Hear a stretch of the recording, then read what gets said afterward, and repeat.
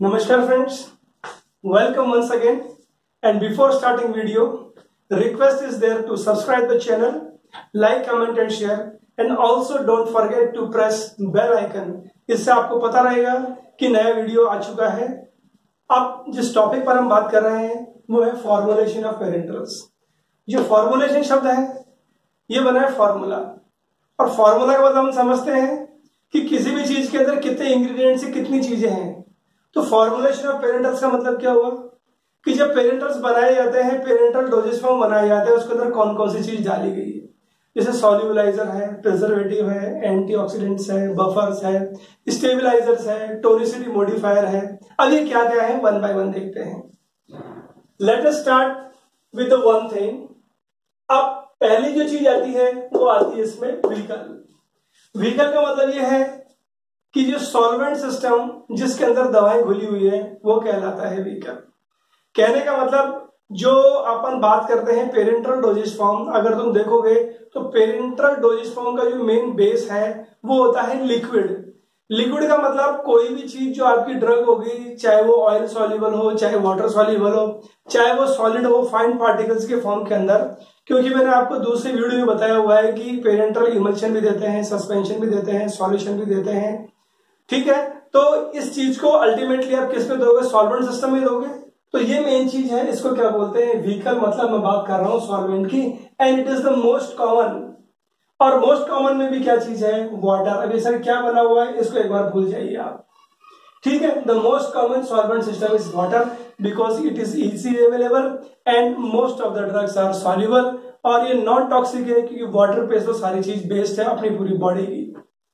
अब ये जो आपका सॉल्वेंट सिस्टम है या व्हीकल है, ये दो तरीके का होता है, एक्वस और नॉन एक्वस।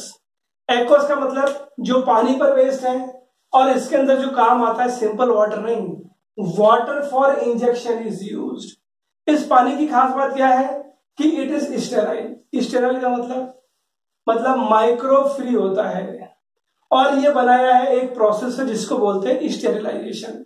और स्टेरिलाइजेशन का मतलब हम समझते हैं कि स्टेरिलाइजेशन एक प्रक्रिया है जिसके द्वारा किसी भी सब्सटेंस, किसी भी चीज या किसी भी सरफेस पर उसको बैक्टीरिया फ्री, माइक्रो फ्री कर दिया जाता है। तो वाटर फॉर इंजेक्शन सबसे कॉमन यूज होता है इसके अंदर। और कौन सा, उसकी खासियत क्या होती है? स्टेराइल होता है, इसके अंदर कोई इंप्योरिटी नहीं होती है, and there is no pyrogen also. और इसके अंदर पायरोजन भी नहीं होना चाहिए। तो यही खासियत है वाटर फॉर इंजेक्शन की। अभी पायरोजन क्या है भाई? पायरोजन तो होते हैं पॉलीसैकेराइड्स, और ये एक तरह से अपन समझने के लिए कह सकते हैं कि बैक्टीरिया के मेटाबोलाइट से बैक्टीरिया का एक पार्ट होता है जिसकी वजह से बॉडी का टेम्परेचर बढ़ जाता है। स्टेरिलाइजेशन से पायरोजन नहीं हटते हैं क्योंकि ये हीट सेंसिटिव नहीं होते हैं। और इसके अलावा जब हम फिल्ट्रेशन करते हैं तो फिल्ट्रेशन के थ्रू भी पायरोजन पास हो जाता है। इसलिए क्या है, अपने को इंश्योर करना पड़ता है कि स्टेराइल वाटर इंजेक्शन वो स्टेराइल भी होना चाहिए, कोई इंप्योरिटी भी नहीं होनी चाहिए, और पायरोजन भी नहीं होना चाहिए। तो ये कहानी है एक्वस की। तो अब होता क्या है कि कई बार दवा पानी में सॉल्युबल नहीं होती है या पानी में नहीं दी जा सकती, तो हम क्या यूज करते हैं? नॉन एक्वस व्हीकल यूज करते हैं।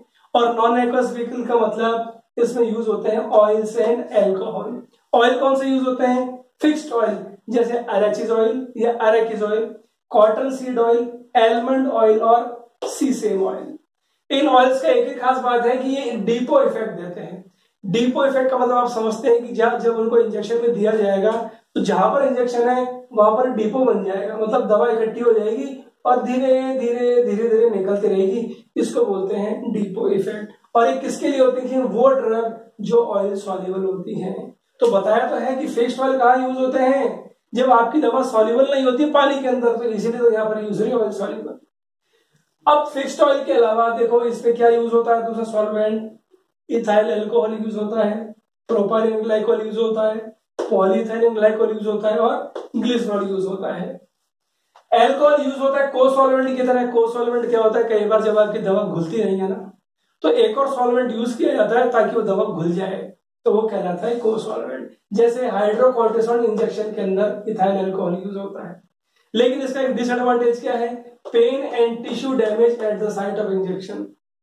अगर एल्कोहल मिला हुआ है प्रिपरेशन के अंदर तो जहां पर इंजेक्शन लगेगा वहां पर दर्द हो जाएगा, और कौन कौन से हैं? इथाइल अल्कोहल के अलावा प्रोपाइलिन ग्लाइकॉल, उसमें भी यही डिसएडवांटेज है। और कौन सा है? पॉलीथेनिल ग्लाइकॉल और ग्लिसरॉल। तो ये कहानी है किसकी? व्हीकल की। तो पेरेंटर्स के अंदर मैंने बताया तो सही कि मेन बेस क्या होता है? व्हीकल होता है। अब व्हीकल के अलावा क्या क्या चीजें होती हैं? दूसरी चीज होती है, देखो, प्रिजर्वेटिव। प्रिजर्वेटिव क्या होता है? नाम से पता लग रहा है, ये तो वो पदार्थ है जो प्रिजर्व करने का काम करते हैं, बचाने का काम करते हैं। प्रिजर्व अंग्रेजी का शब्द है। आप जितने भी खाने पीने का आइटम लाओगे, चाहे वो बिस्किट हो, चाहे ब्रेड हो, चाहे वो सॉस हो, और चाहे वो लेस का पैकेट हो, कोई सी भी चिप्स हो, चाहे वो क्रैक्स हो, उसमें आप देखना एक शब्द लिखा रहता है प्रिजर्वेटिव।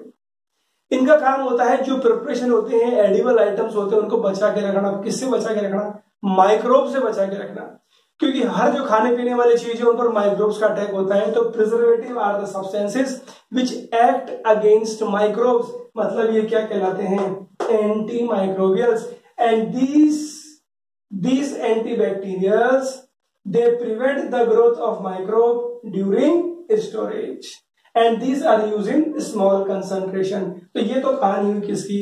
प्रिजर्वेटिव्स की। अब बात आता है स्टेबिलाईजर। अब ये स्टेबिलाईजर क्या है? ये आपकी प्रिपरेशन को स्टेबिलाईज करके रखते हैं। और स्टेबिलाईजर कैसे? अगर आपकी प्रिपरेशन के अंदर हाइड्रोलाइसिस हो रहा है या ऑक्सीडेशन हो रहा है तो उसको बचा के रखते हैं। तो stabilizers are used to prevent oxidation and hydrolysis. अब ऑक्सीडेशन को बचाने वाले क्या कहलाते हैं? एंटीऑक्सीडेंट्स कहलाते हैं। ऑक्सीडेशन नहीं होना तो एंटीऑक्सीडेंट्स आर यूज। उसके एग्जांपल क्या है? Ascorbic acid, sodium metabisulphite. और या फिर क्या करो, आप सील कर दो जो आपका प्रोडक्ट है, सीलिंग इन नाइट्रोजन।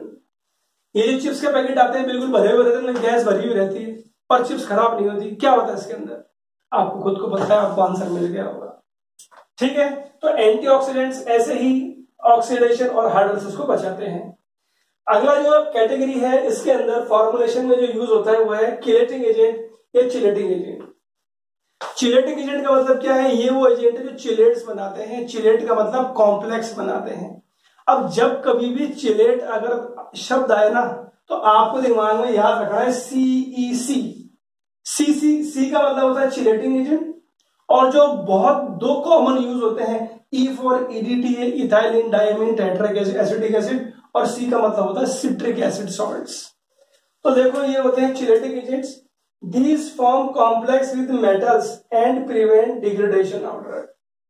अगर मेटल आयन प्रेजेंट रहेंगे आपके पेरेंटल प्रिपरेशन में तो ड्रग को खराब कर सकते हैं क्रिया कर रिएक्शन करके। तो वो मेटल आयन क्रिया ना करेंगे तो ये एजेंट्स क्या करते हैं? मेटल के साथ बाइंड हो जाएंगे। ठीक है, तो बाइंड होने से क्या होगा? मेटल फ्री नहीं रहेगा, ड्रग के साथ क्रिया नहीं करेगा, मतलब आपकी ड्रग सही रहेगी। इसलिए आपको याद रखना है CEC। C for chelating agent, E for ethylene diamine tetraacetic acid, और C for citric acid salts. Preservative हो गया, स्टेबलाइजर हो गया, चिलेटिंग एजेंट हो गया। अगला आता है बफर्स। बफर अपन 11वीं 12वीं में पढ़ चुके हैं। बफर क्या होते हैं? कि बफर तो वो पदार्थ होते हैं जो pH चेंज नहीं होने देते जिस चीज के अंदर उनको डाला जाएगा। अब pH चेंज होने से क्या होगा?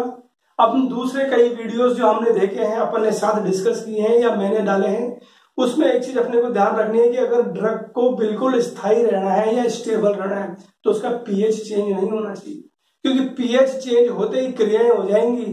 हो सकता है ड्रग टूट जाए। एसिड को अगर बेस पे कन्वर्ट हो जाएगा, बेस एसिड पे कन्वर्ट हो जाएगा तो ड्रग का आयनाइजेशन, नॉन आयनाइजेशन हो जाएगा, सॉल्युबिलिटी चेंज हो जाएगी। तो इसलिए क्या करते हैं कि ड्रग का डेफिनेट pH हो, ड्रग बिल्कुल ठीक काम करे, इसलिए इसमें क्या डालते हैं? बफर।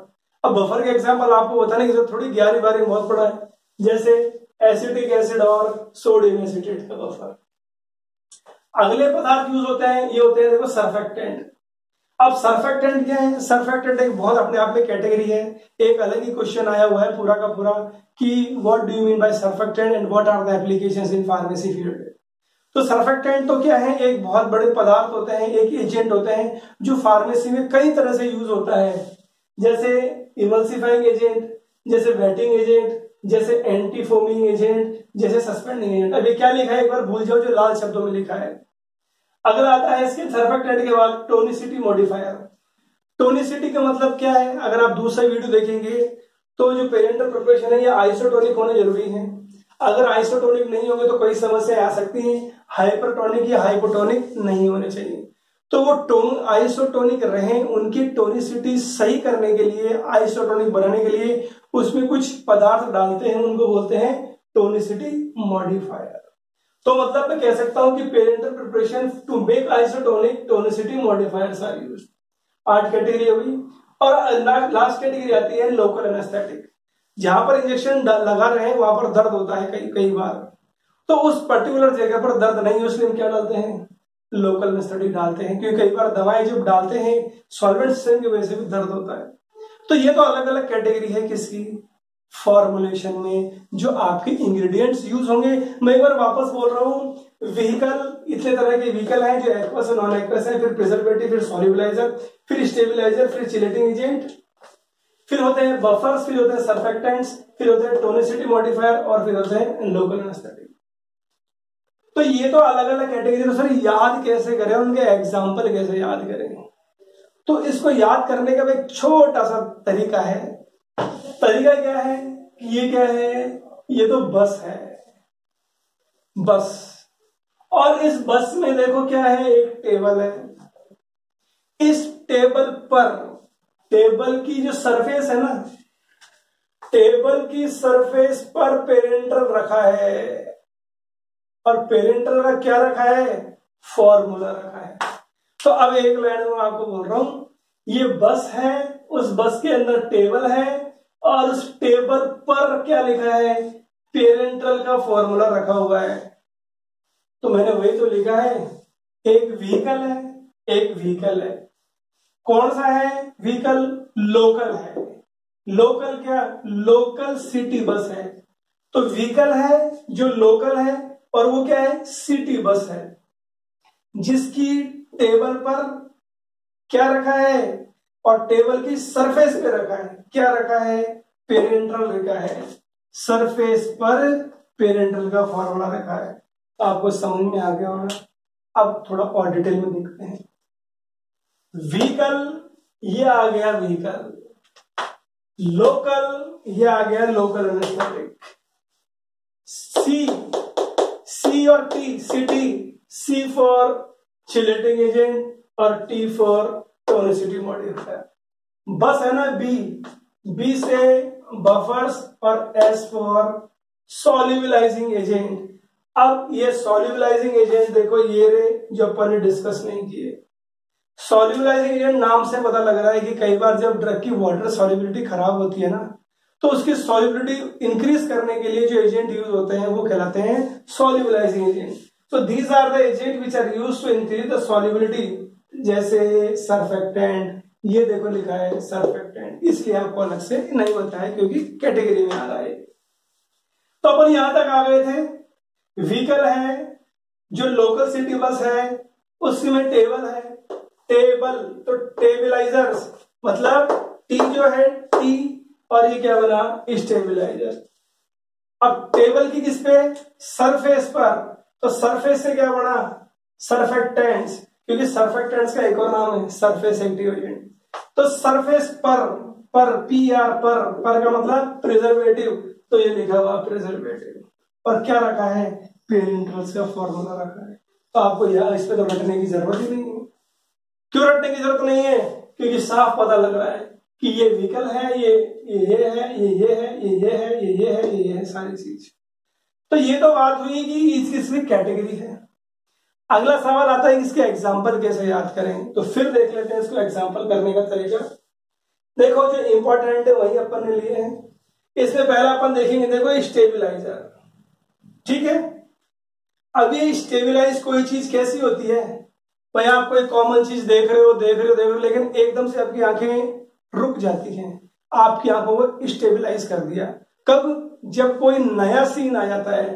तो नया सीन, तो नया से क्या बना, निया, और सीन ग्लाइसिन।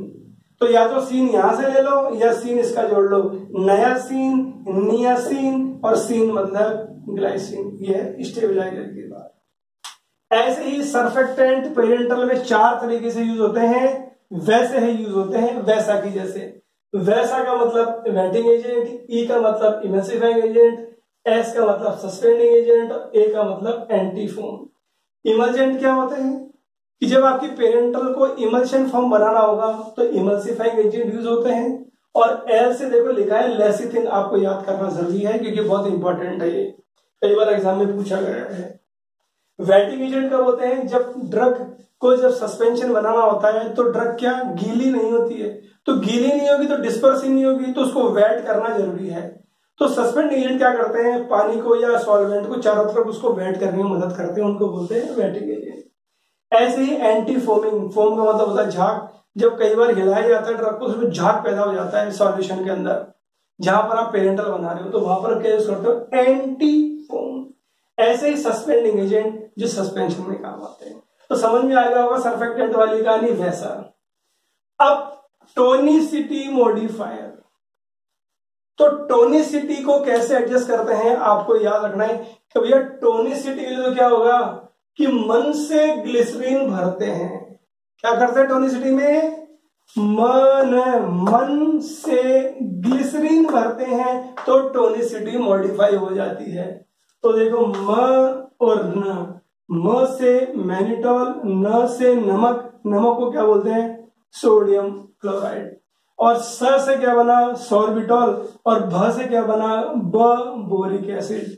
तो मन से ग्लिसरीन भरते हैं तो टोनिसिटी मॉडिफाई हो जाती है। तो आपको 4 एग्जांपल याद होगा। सस्पेंडिंग एजेंट का फॉर्मूला क्या है कि सस्पेंडिंग एजेंट के लिए क्या करते हैं कि मीठा जेल डाल देते हैं। भैया जेल गाढ़ा ही होता है ना, तो मीठा जेल डाल दो किसी भी चीज में, वो वैसे गाढ़ी हो जाएगी। तो ठीक है, सस्पेंडिंग के लिए मीठा जेल, मीठा मतलब मीठा, मिथाइल सेल्यूलोज, और जेल जीएल जेल होता ही है तो जिलेटिन, तो मीठा जेल। फिर आता है लोकल एनेस्थेटिक। तो लोकल एनेस्थेटिक को कहाँ लगाना है? आप तो याद रख लो कि इंजेक्शन लगाते समय बेंजी पर लगाना है, क्योंकि बेंजी का दर्द होता है। तो बेंजी, तो बेंजिल, बेंजाइल, और बेंजी पर का मतलब प्रोकेन, बेंजी बेंजाइल, पर का मतलब प्रोकेन। तो ये आपके जो कोड्स हैं निम्नलिखित हैं याद करने के लिए, और यहां पर कहानी कंप्लीट होती है अपनी formulation of parentals. Before ending this, again request is there, don't forget to subscribe the channel, like, comment and share, don't forget to press the bell icon। इसी तरह फार्मेसी को इजी बनाते रहेंगे। जल्दी मिलेंगे, meet you soon, best of luck.